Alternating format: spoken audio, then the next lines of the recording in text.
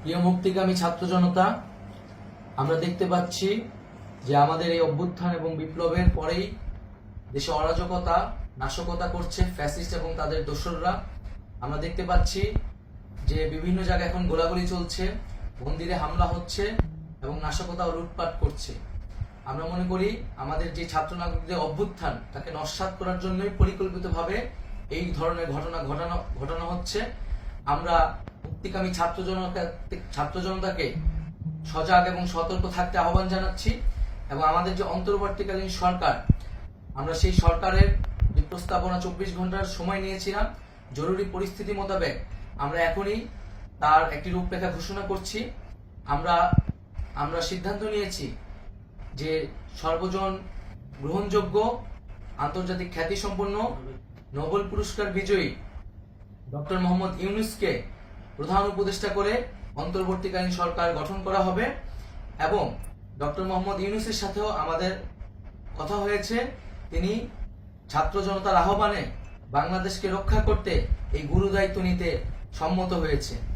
আমরা সকালের মধ্যেই আমরা এই সরকার গঠনের প্রক্রিয়া দেখতে চাই। রাষ্ট্রপতির কাছে আহ্বান থাকবে যে দ্রুত সময়ের মধ্যে ডক্টর মোহাম্মদ ইউনূসকে প্রধান উপদেষ্টা করে অন্তর্বর্তীকালীন সরকার গঠন করা হোক এবং এই অন্তর্বর্তীকালীন সরকারের বাকি সদস্যদের নামও আমরা সকালের মধ্যে ঘোষণা করব।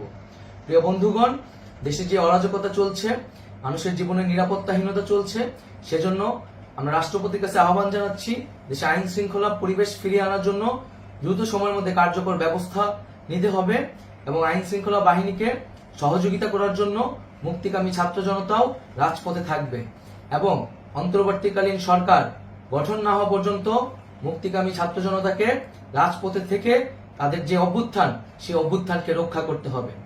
প্রিয় বন্ধুগণ, আমরা রক্ত দিয়েছি, শহীদ হয়েছি। আমাদের যে প্রতিশ্রুতি একটি নতুন বাংলাদেশ গঠন করার জন্য, সেটিকে আমাদের অবশ্যই বাস্তবায়ন করতে হবে এবং অবশ্যই ছাত্র জনতার প্রস্তাবিত সরকার বাদে কোনো ধরনের সরকার কিন্তু মেনে নেওয়া হবে না। আমরা বলেছি কোনো ধরনের সেনাশাসিত সরকার অথবা সেনা সমর্থিত সরকার অথবা এই ফ্যাসিস্টদের দোসরদের কোনো বি টিম সরকার কিন্তু আমরা মেনে নিব না। কোনো গণবিরোধী সরকারকে মেনে নেওয়া হবে না। ছাত্র জনতার অভ্যুত্থানকারী যে প্রস্তাবিত সরকার, অন্তর্বর্তীকালীন সরকার, যেটা আমরা সিদ্ধান্ত উপনীত হয়েছি ডক্টর মোহাম্মদ ইউনূসকে প্রধান উপদেষ্টা করে এই সরকার গঠন করা হবে, সেই সরকারকেই বাস্তবায়ন করতে হবে অবিলম্বে। আগামীকাল সকাল থেকে সকলকে আহ্বান জানাচ্ছি রাজপথে থাকার জন্য এবং আমাদের যে সাম্প্রদায়িক সম্প্রীতি এবং রাষ্ট্রীয় সম্পদ রক্ষা কমিটির ঘোষণা হয়েছে বৈষম্যবিরোধী ছাত্র আন্দোলনের নেতৃত্বে, সকল পাড়ায় পাড়ায় এলাকায় এলাকায় সেই কমিটি পাহারায় থাকবে। আমাদের সংখ্যালঘু কমিউনিটিকে আমাদের রক্ষা করতে হবে, রাষ্ট্রীয় সম্পদ এবং এই দেশকে রক্ষা করতে হবে আমাদের।